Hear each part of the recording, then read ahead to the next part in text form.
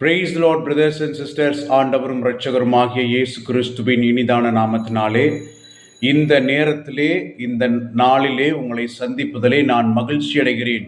இன்னைக்கு நம்ம ஒரு வசனத்தை குறித்து தான் பார்க்க போகிறோம். என்ன வசனம் அப்படின்னா 1 தீமோத்தேயு 2வது அதிகாரம் 15வது வசனம்.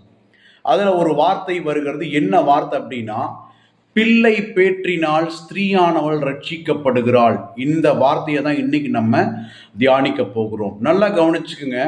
அப்ப பிள்ளை பேருங்கிற விஷயம் இருந்தால்தான் ஸ்திரீக்கு ரட்சிப்பா அப்படின்ற கேள்வி இன்றைக்கு கிறிஸ்தவ சமுதாயத்திலே பலராலே கேட்கப்பட்டு கொண்டே இருக்கிற ஒரு கேள்வியாகத்தான் இருக்கிறது.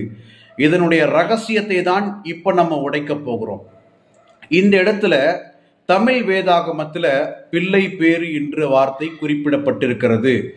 ஆனால் எபிரேய வேதாகமத்தில் தெளிவான வார்த்தை குறிப்பிடப்பட்டிருக்கிறது. என்ன அப்படின்னா, பிள்ளையை பெற்றெடுத்தல் ஸ்திரீயானவளை ரட்சிக்கும் என்கிற வார்த்தையை இந்த இடத்துல எபிரேய பதத்தில் அவர்கள் உபயோகித்திருக்கிறார்கள். அதாவது ஒரு ஸ்திரீ பிள்ளையை பெற்றெடுப்பதற்கு சரியாக 9.5 to 10 மாதங்கள் வரைக்கும் கால அவகாசம் தேவைப்படுகிறது. இந்த கால அவகாசம் முடிந்த உடனேயே என்ன பண்ணுவாங்க அப்படின்னா, டெலிவரிக்கு ட்ரை பண்ணுவாங்க. ஹாஸ்பிட்டல்ஸ் ரொம்ப இதை கேர் பண்ணி நம்ம பண்ணுறதை நம்ம பார்க்க முடியுது. ஒருவேளை நார்மல் டெலிவரி ஆகிறதுக்கு சான்சஸ் இல்லை அப்படின்னா அடுத்ததாக என்ன பண்ணுவாங்க, அவங்க ஆப்ரேஷனை ப்ரிஃபர் பண்ணுவாங்க. ஏதோ ஒரு வகையிலே அந்த குழந்தை வயிற்றிலிருந்து வெளியே வர வேண்டும்.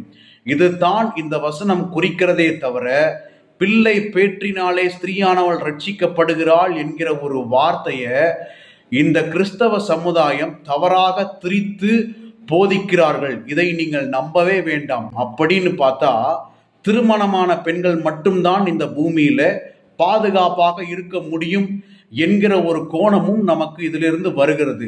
அதனாலே வேத வார்த்தையை அப்படியே எடுத்துக்கொள்ளாதீங்க. சில இடத்துல நாம அதை ஆராய்ச்சி செய்ய வேண்டிய கடமை நமக்கு இருக்கிறது. மேலும் உங்களுக்கு இதை குறித்த சந்தேகங்கள் இருந்தால் நீங்க கமெண்ட் செக்ஷன்ல டைப் பண்ணுங்க. நாளைய தினத்துல வேறொரு ரகசியத்திலே சந்திக்கும் வரை உங்களிடமிருந்து விடைபெறுகிறேன். கர்த்தர் நம்மோடு இருப்பாராக. ஆமேன்.